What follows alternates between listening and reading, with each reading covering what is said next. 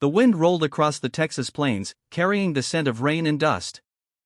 Elena Monroe stood by the side of an empty dirt road, clutching a worn leather bag. Her boots were muddy, her heart heavier than the clouds above. She had been running for months, not from the law, but from whispers that followed her name like ghosts.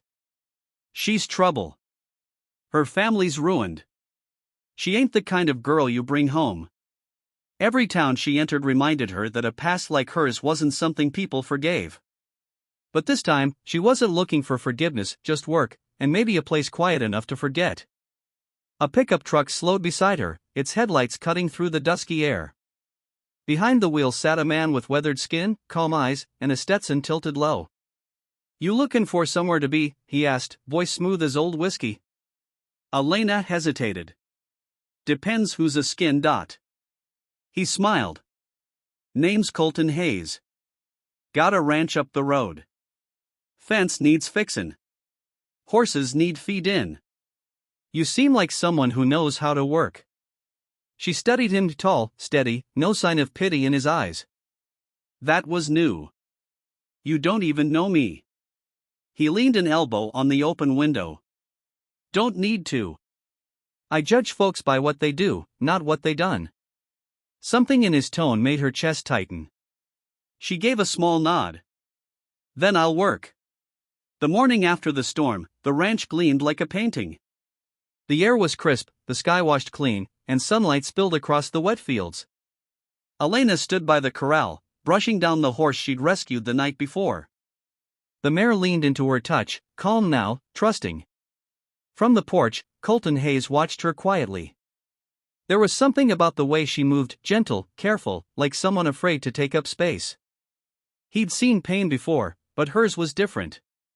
She carried it with grace, like it was part of her bones. He stepped down from the porch. "You did good last night," he said. "Daisy's still standin' because of you." Elena smiled faintly.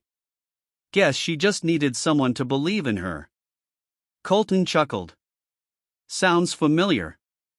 She looked away, embarrassed, though warmth bloomed in her chest. He had a way of saying things that felt like truth and comfort all at once. By noon, the small town of Willow Creek came alive with gossip, as it always did. Word had spread, the mysterious woman at Hayes Ranch had a past in the city. Some said she'd been in jail, others claimed she'd run from debt. By sunset, every porch had its version of her story. When Colton came into town for supplies, he heard it all. The shopkeeper lowered her voice as he paid. "You oughta be careful, Colton. That girl's trouble. I heard her daddy was arrested, real bad business." Colton's jaw tightened. "Her daddy's not the one workin' my ranch," he said, calm but sharp. "She is." He left without another word, anger simmering like a summer storm. That evening, Elena sat by the barn fence, watching the sky turn orange. She knew the rumors had reached him, they always did. When Colton approached, she didn't look up. "They're talking again, aren't they?" she said softly. He sat beside her. "They don't know you." "They don't need to," she replied bitterly. "They only need a story to tell. And I gave them one years ago." He turned toward her. "You don't owe anyone an explanation, Elena." She let out a shaky breath. "I was engaged once. He left when he found out about my father, said my name was poison. I guess he was right."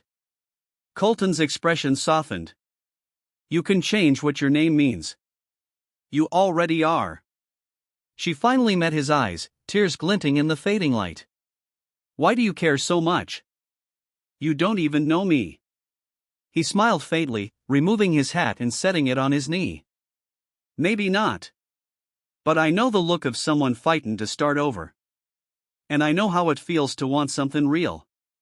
Her heart trembled. "And if my past catches up to me?" He looked out toward the horizon, where the sun melted into gold. "Then we'll face it together," he said simply. "I told you, darlin', I'll build you a future." And as the first stars appeared above the ranch, Elena realized something she hadn't in years. She wasn't running anymore. She was home.